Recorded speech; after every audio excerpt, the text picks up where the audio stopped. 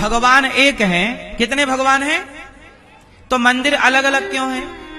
अब ये समझने के लिए आपको हम ये 5 बातें समझाएंगे। यदि ये 5 बातें समझ में आ गई तो आप सनातन के कॉन्सेप्ट को समझ जाएंगे।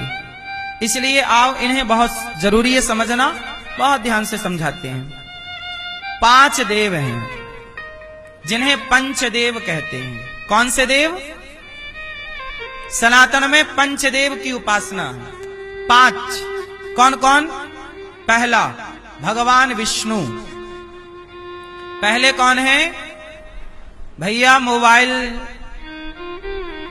थोड़ा रख दिया जाए और सुन लिया जाए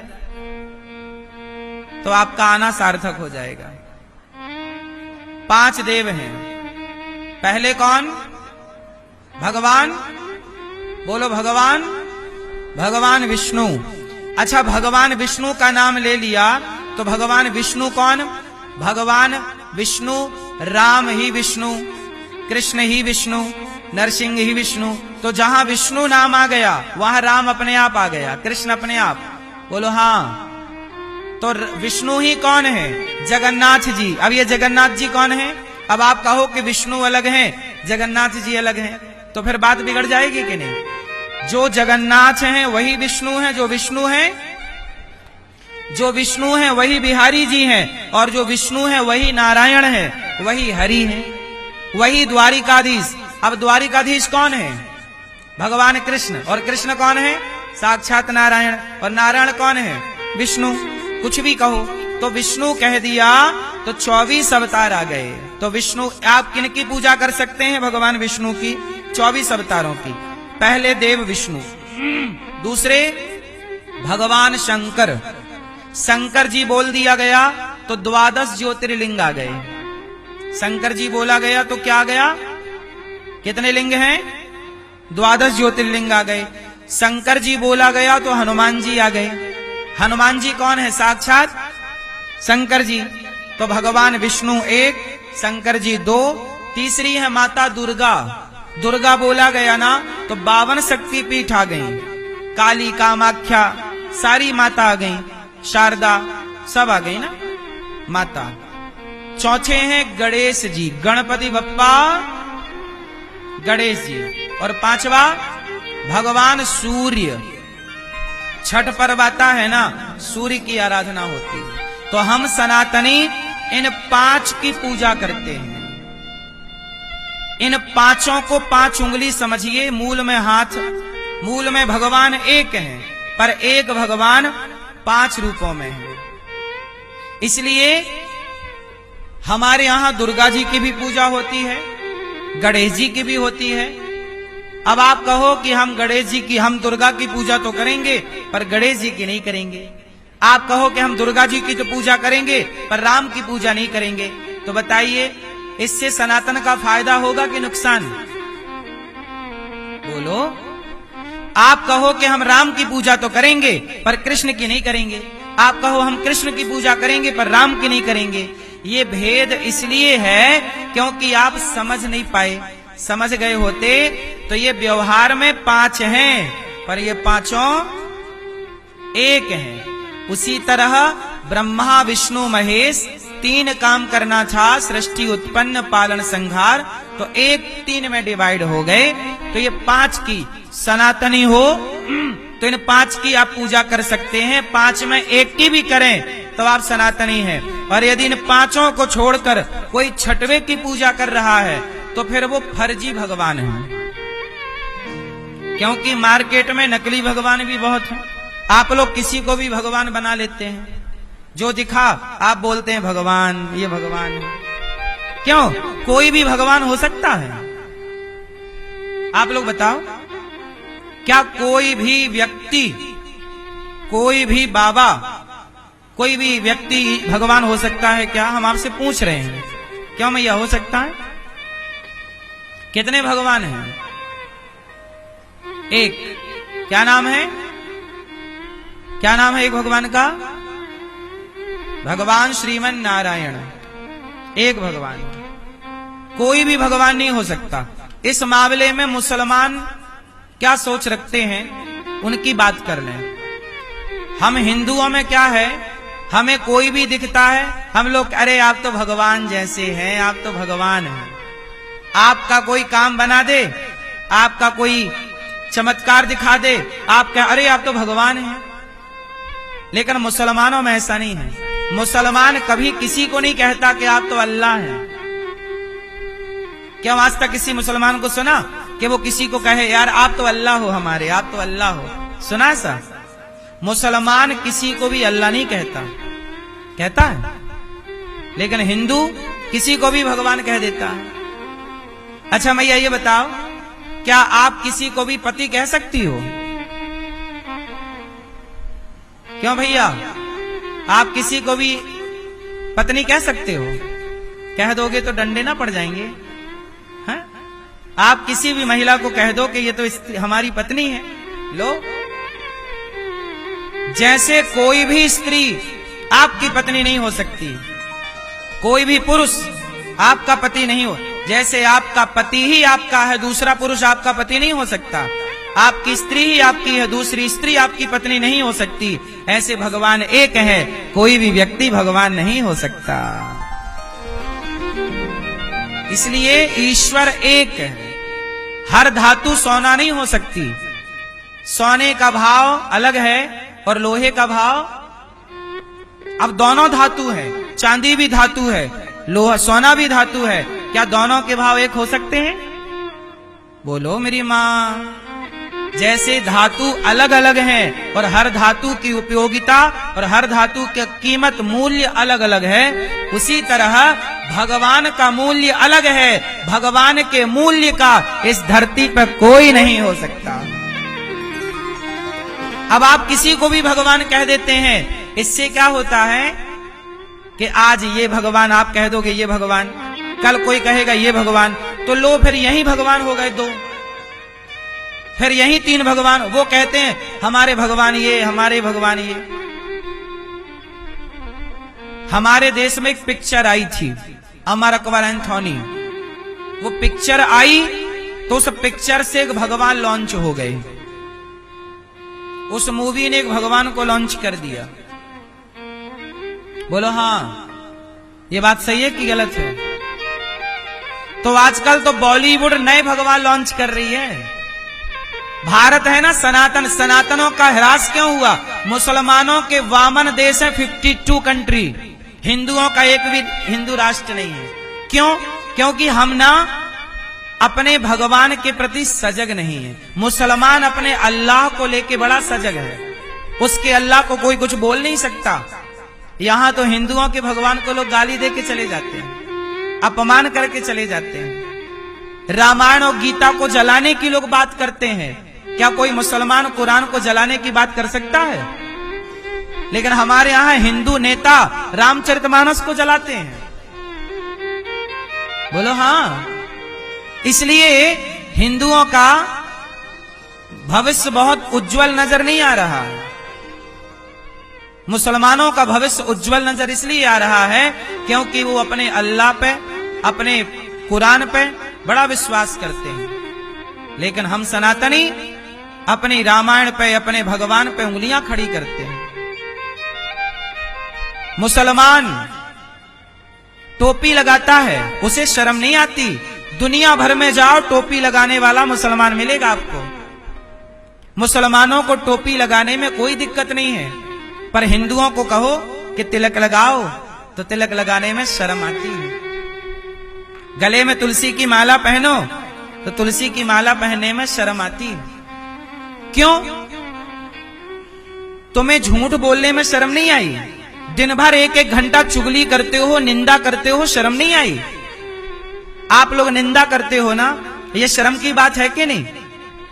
निंदा करने में शर्म नहीं है, चुगली करने में शर्म नहीं है, झूठ बोलने में शर्म नहीं आई, मांस खाने में शर्म नहीं आई, मां बाप का अपमान करते हो उसमें शर्म नहीं आई, लेकिन तिलक लगाते हो शर्म आती है। शराबी को शराब पीता है, उसे शराब पीने में शर्म नहीं है। पराई लड़की को, बहन बेटी को छेड़ने में शर्म नहीं आ रही है। लड़कियां जाती हैं कुछ लड़के चौराहे पे बैठे गलत गलत कमेंट करते हैं, गलत बात करते हैं। तुम्हें किसी बहन बेटी को छेड़ने में शर्म नहीं आती, शराब पीने में शर्म नहीं आती, पर तिलक लगाने में शर्म आती है।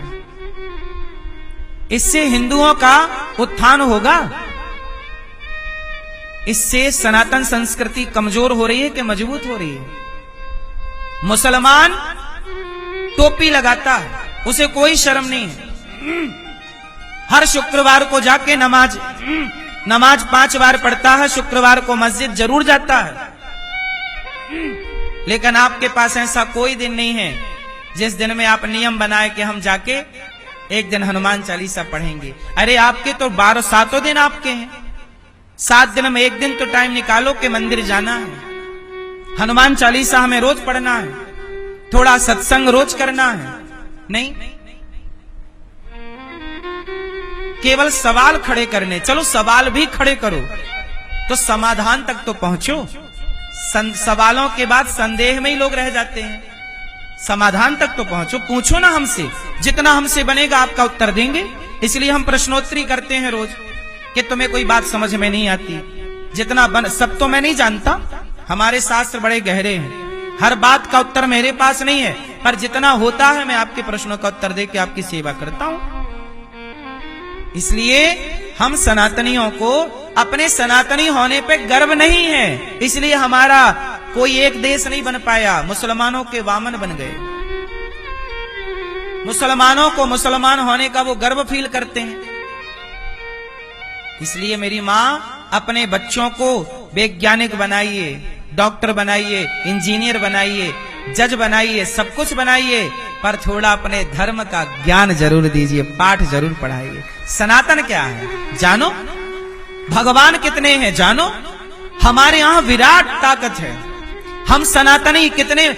हम सनातनी हमारा धर्म कितना उज्जवल है, श्रेष्ठ है। सोचो, दुनिया में खून बहाया जाता है, बकरे को काटा जाता है त्योहारों के नाम पर, दुनिया में खून बहाया जाता है, पर एक हम सनातनी हैं जो सांप को भी दूध पिलाते हैं नाग पंचमी को। क्यों मेरी मां, हम सनातनी सांप को दूध पिलाते हैं कि नहीं? हम लोग सांप को भी दूध पिलाते हैं।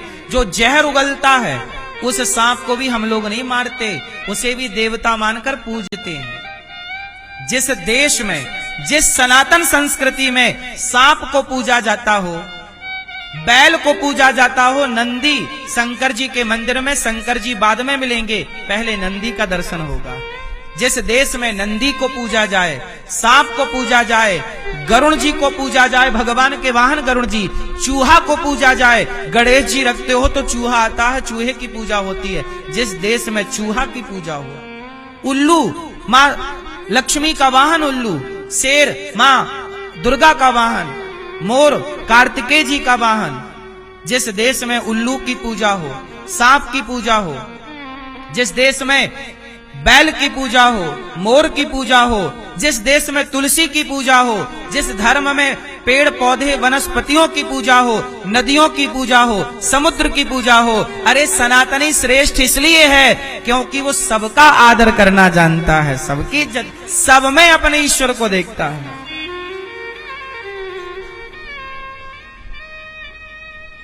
मुसलमान केवल अपने अल्लाह में अल्लाह को देखता है, लेकिन हम अपनी माता में भी भगवान को देखते हैं, अपने पिता में भी भगवान को देखते हैं, दीन दुखी में भी भगवान को देखते हैं। हम लोग चींटी को आटा डालते हैं, बोलो हाँ, चींटी को क्या डालते हैं? आटा। डाला कि नहीं आप लोगों ने कभी? चींटी को आटा डालना हम लोग जानते, सीखे हैं, हमारे पुरखों ने सिखाया है कि बेटा चींटी का भी दिल ना दुखाओ, चींटी को आटा डालो, बोलो हाँ। सोचो सनातन श्रेष्ठ क्यों है? जहां चींटी को भी आटा डालना धर्म हो, चींटी खाए फिर हम खाएंगे, अतिथि खाए फिर हम खाएंगे, ये विचारधारा किसकी है? दुनिया कितने भी दुनिया के लोग देश बना लें, पर सनातन से बड़ा कोई नहीं है। बस ये बात आपके बच्चे जाने कि सनातन श्रेष्ठ है। आज आपके बच्चे ना सनातन धर्म को नहीं जान रहे हैं, सनातन संस्कृति को नहीं जान रहे हैं। आजकल के बच्चे गीता नहीं पढ़ते, बल्कि गीता का मजाक उड़ाते हैं।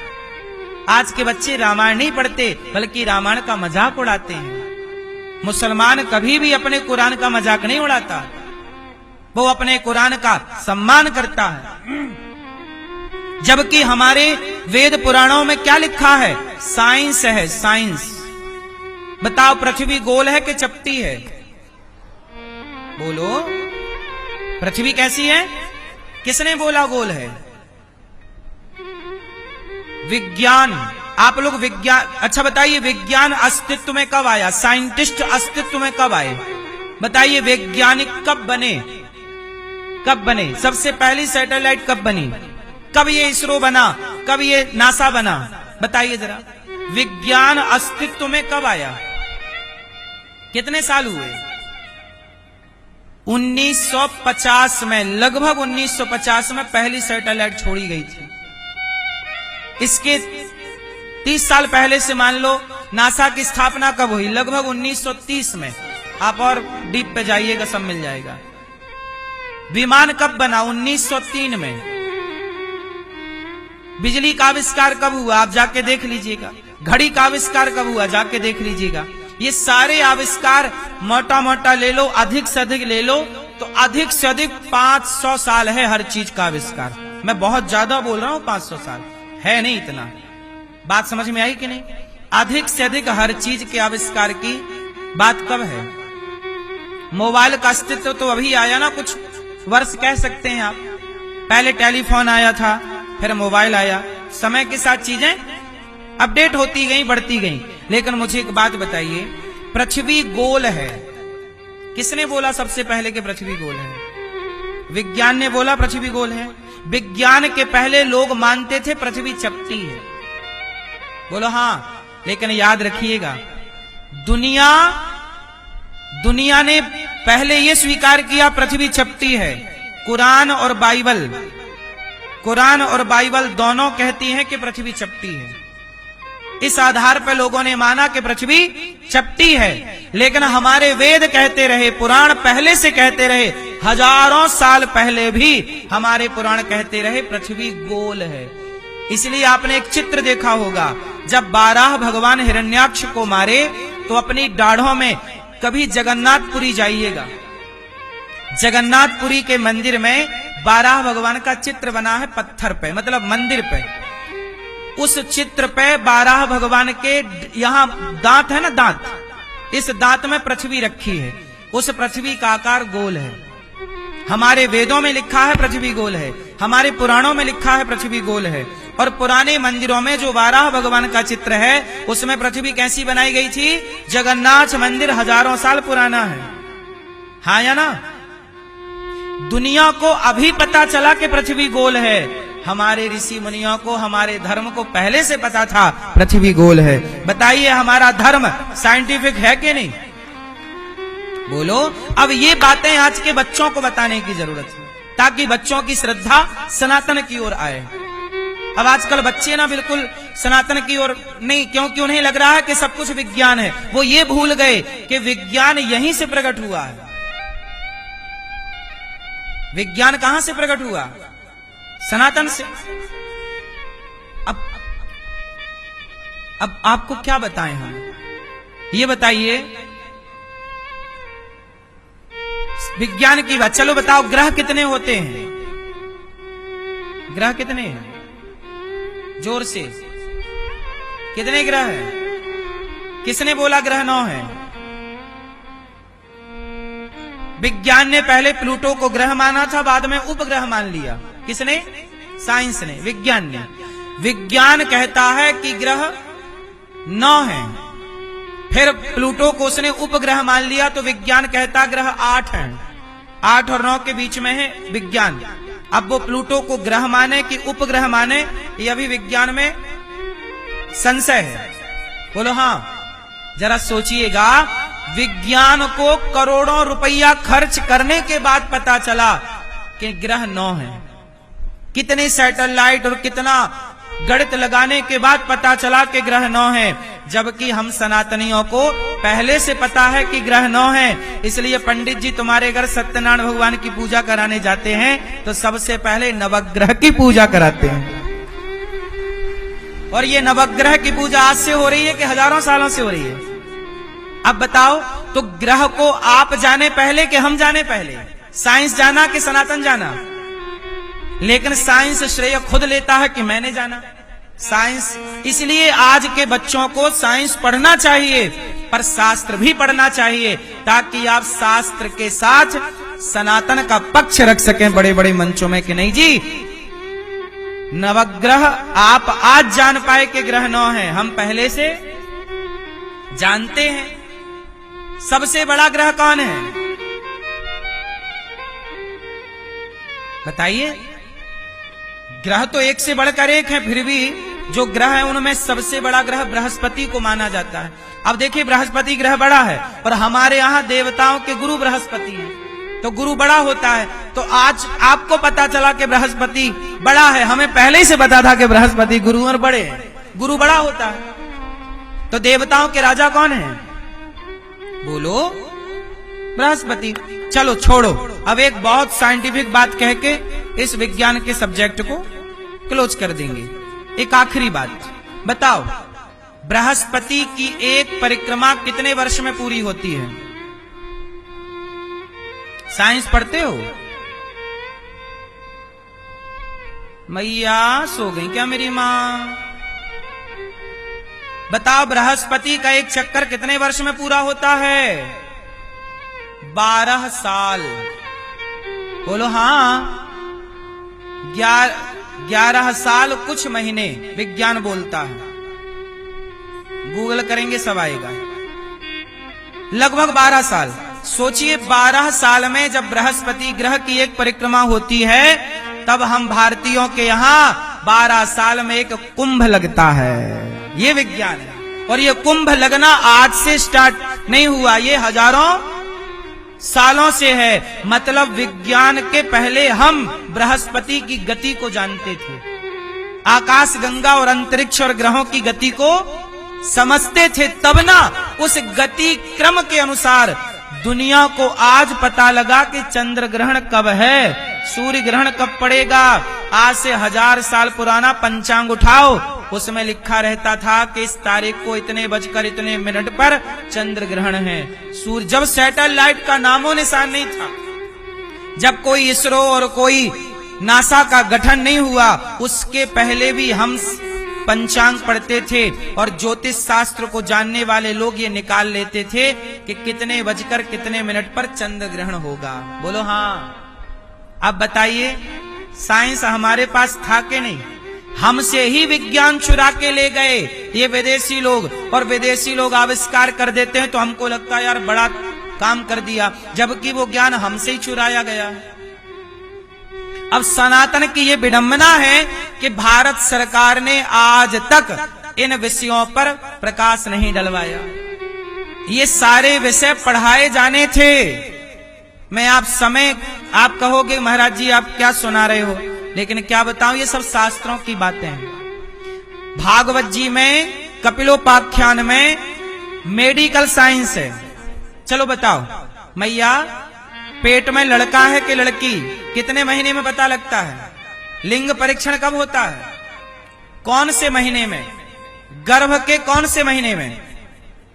तीसरे महीने में। ये बात विज्ञान को अब पता लगी, तीसरे महीने में लिंग परीक्षण होता है। 3 महीने का गर्भ कंप्लीट हो गया ना, तो डॉक्टर बता सकता है कि पेट में लड़का है कि लड़की है। अच्छा, 3 महीने से पहले नहीं बता सकता, क्योंकि 3 महीने पहले लिंग तैयार नहीं होता। जो पेट में लड़का है लड़की, उसका भी तो संरचना चलती है ना पेट में, समय से हाथ निकलते हैं, पांव निकलते हैं। तीसरे महीने लिंग परीक्षण होता है। सोचिए, मेडिकल साइंस को अब पता लगा, अब मतलब 50 साल पहले, 100 साल पहले पता लगा। भागवत जी पढ़िएगा, ले जाइएगा पुस्तक, भागवत जी पढ़िएगा। भागवत जी में कपिल जी अपनी माता देवहूति को जब उपदेश करते हैं, तो ये भागवत जी में पूरा बताया कपिल देव जी ने कि जब पिता के द्वारा स्त्री गर्भवती होती है तो पहले दिन में बुदबुदे की तरह होता है। माँ के पेट में कैसे कैसे बच्चा बनता है। 1 महीने में सिर बनता है, दूसरे महीने में हाथ पांव निकलते हैं, और तीसरे महीने लिंग तैयार होता है। ये साइंस हजारों साल पहले बताया जा चुका है। और इसे विज्ञान आज बताती है तो आपको लगता है यार विज्ञान सब जानता है। हमारे शास्त्रों को काश हमने पढ़ा होता तो आज जो आविष्कार दुनिया कर रही है वो आविष्कार भारत कर रहा होता। लेकिन क्या करें, हमने अपने शास्त्रों को पढ़ा नहीं, समझा नहीं, बल्कि हम लोगों ने तो रामचरितमानस को जलाना सीख लिया। हिंदू लोग जलाते हैं, बोले कि जलाएंगे, पढ़ेंगे नहीं, क्या करेंगे? अब बताइए इससे बड़ा दुर्भाग्य क्या होगा सनातनियों का। इसलिए मेरी मां सनातनियों को चाहिए कि हम अपने धर्म का, अपनी संस्कृति का, अपने राम का, अपने कृष्ण का सम्मान करें।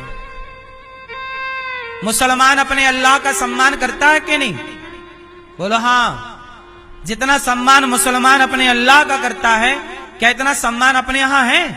कोई भी कुछ बोल देता है भगवान को और आप लोग सुन लेते हैं। इसलिए मेरी मां, जो अपने इष्ट का सम्मान नहीं कर सकता, जो अपने भगवान का आदर नहीं कर सकता, वो क्या सीखेगा? इसलिए अपने भगवान को जानो। तो भगवान एक हैं, रूप 5 हैं।